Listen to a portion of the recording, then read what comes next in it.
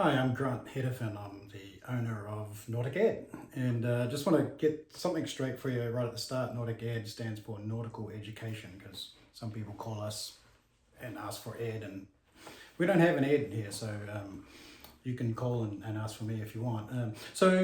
Listen, I started NauticEd back in 2008, and it was really born out of another company that I owned, and it was a fractional sharing company, and we had franchises all over the world, and we wanted to look after the boats because they were our boats, and we wanted people to be particularly competent at using the boat. And so I developed this one first course there. It was called Maneuvering Your Boat in the Marina, under power, so people didn't crash into the marina and ding our boats up and wipe off all the gel coat. So I started that course, and pretty quickly people were saying, wow, this is a really good course, have you got more? And I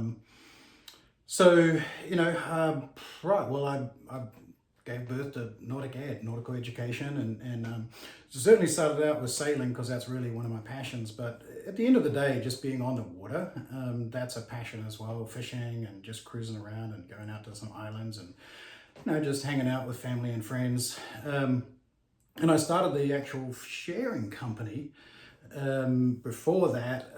That was about 2001 or so, and that was born out of me just sitting on a boat in Greece on a sailboat, just going, wow, this is really cool. I'd love to share this with people. So it's really become a passion of mine, is just to help people get out on the water, experience the water, do it with their friends and family. But look, you got to do it safe, right? And one of the things that really annoys me about this industry is that certain associations, they have these programs called Zero to Hero, and here, read this book and go out for 5 or 7 days, and here's your certificate. And we call that a certificate of attendance.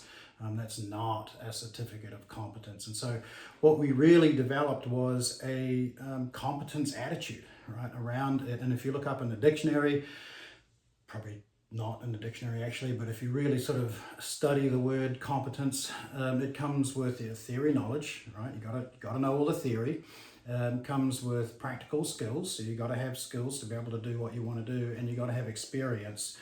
And if you put all those three together, then you can be competent, right? And if we can look at how much theory knowledge you've got, what kind of skills you have, and how much experience you have, then we can say, well, you are competent to this grade, or you're ready now to go off to the British Virgin Islands or to the Mediterranean and go sailing, and take your friends and family, and hey, take your sister and her newborn baby with you, because you are now competent, you're ready to go.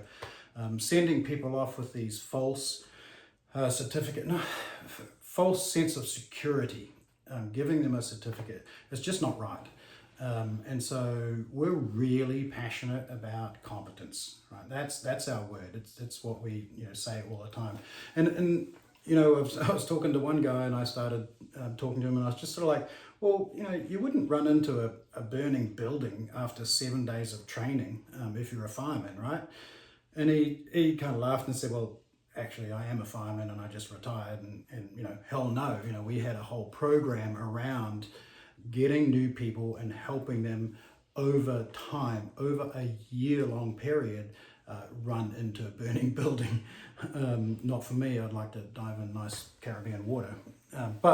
So competence is our word. That's what we focus on. We're going to help people, no matter what, understand how to be competent. What is the pathway? And that's what I really focus on with NauticEd. And we've got an amazing team. We've got now hundreds of instructors, and they all subscribe to competence. We call it a competence culture in our entire company. So nobody gets signed off. No instructor has ever agreed in our company to sign off somebody. Let them slide, right? Letting them slide if something, that's just dangerous. Why would you let somebody slide? Why don't you tell them here's your weakness? John, I just found your weakness, and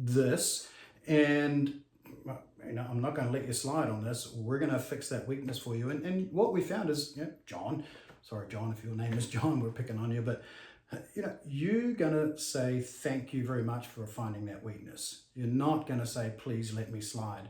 if you know about this word competence, and if you know that water is not very breathable actually. So this is NauticEd. We're super excited to bring the word competence into your vernacular, and this is us, this is me, and that's about it. That's all I got to say about that.